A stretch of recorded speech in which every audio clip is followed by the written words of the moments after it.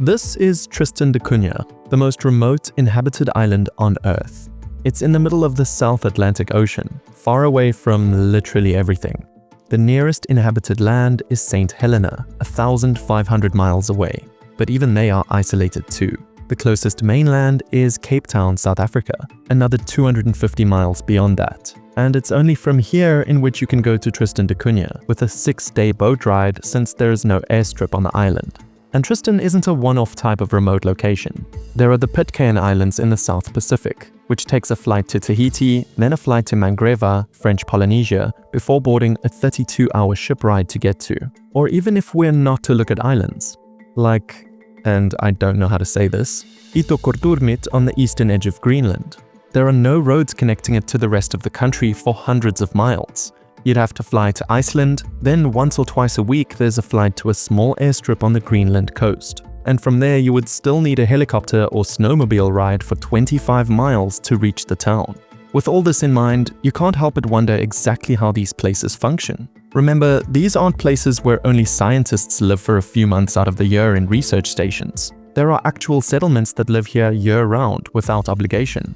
So how does it all work? How is it possible for these people in such remote areas to live? Well, when you're this far removed from the rest of the world, normal rules stop applying. But first things first, we should identify what these places are part of, because they're obviously not independent. And that actually helps them survive given the funding they receive. Tristan da Cunha and the Pitcairn Islands are both British overseas territories, meaning they receive millions of dollars in federal funding for direct annual budget support. This is in the form of essential infrastructure maintenance, civil salaries, education, healthcare, and critical emergency disaster rescue, which was actually needed back in 1961 when the volcano on Tristan da Cunha erupted, triggering the evacuation of the entire population to England for 2 years. In places with no viable tax base, no private sector depth, and extreme geographic isolation, this support is what prevents immediate collapse. As for Ittoqqortoormiit, it's a part of Greenland, so it's treated more as a failing town inside of a national system.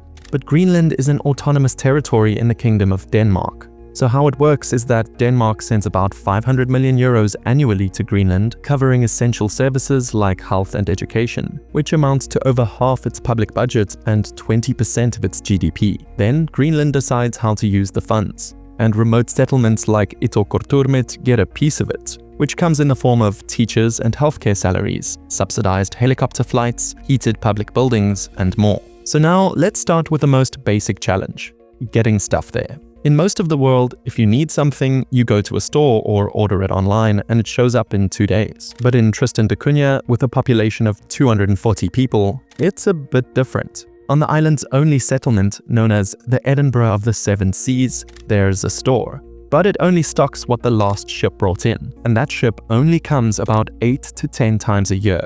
But this isn't all, because these bigger ships have to anchor offshore since they're too big for the island's only port, Calshot Harbour, which is extremely small and shallow, so supplies get transferred onto smaller boats, then ferried to the pier, and even that can only happen in calm conditions. The island sits in the Roaring Forties, a band of ocean known for relentless westerly winds and rough seas.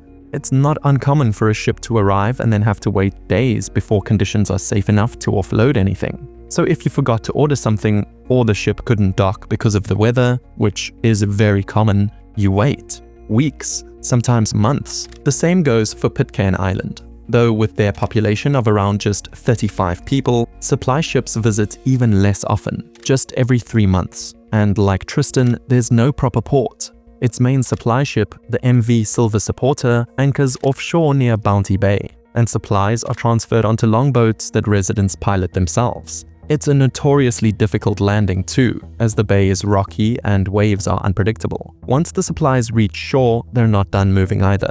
Everything has to be hauled up the Hill of Difficulty, a steep path from the landing point to the main settlement of Adamstown. In Ittoqqortoormiit, with the largest population of the three at 350, it's uniquely complicated, since it's not surrounded by open ocean, but rather ice. During winter, the sea freezes entirely, cutting off boat access for about 3/4 of the year. So supplies come primarily by air when they can, but there's also no airstrip in the town itself. The nearest one is Nerlerit Inat, about 25 miles away from the coast. And for bulk supplies like fuel, that comes just once or twice a year, when a tanker navigates through the brief summer window before the ice closes in again. Civilization in these places is simply complex.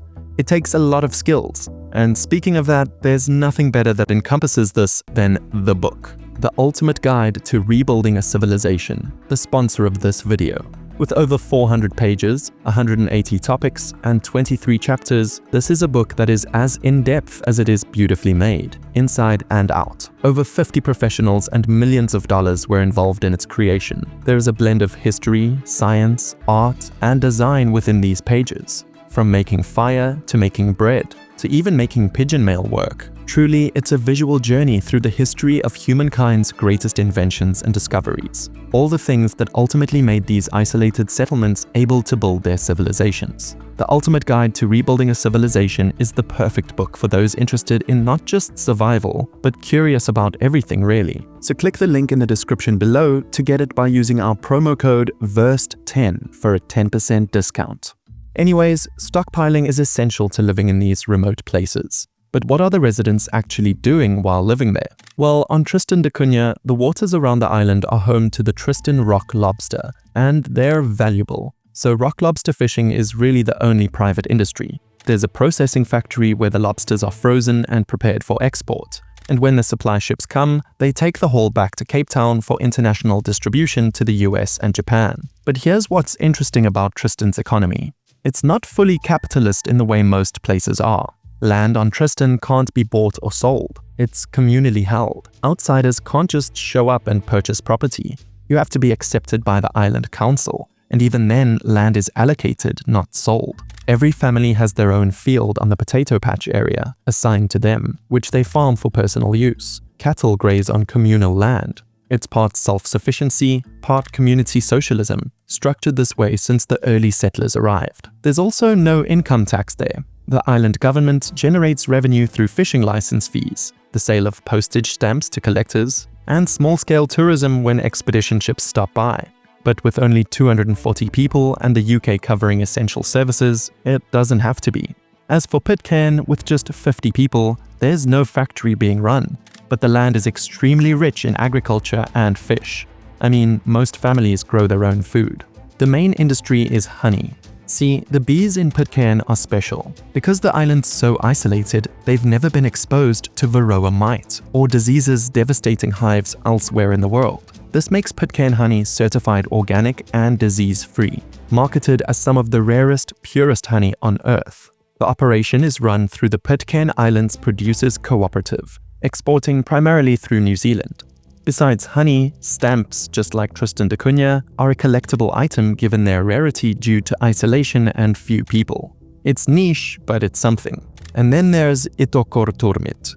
It's more populated than any of these islands, yet the way of life is even more traditional. Local hunters have made a living from whale and polar bear hunting for generations. And it remains, up to the present, a significant cultural economical factor in the area. Tourism here is actually growing in importance, really being the only private sector, driven by its extreme Arctic remoteness, unique Inuit culture, and stunning landscapes. So what do the future of these remote settlements have in store? Well, surprisingly, the strategies of how they're maintained are actually different. Let me explain. For Tristan da Cunha, the future is about preservation without growth. Their population may be small, but it's held steady for decades. The UK treats the island as a place that must continue to exist, even if it never becomes economically viable. Tristan isn't expected to grow, but it's expected to survive.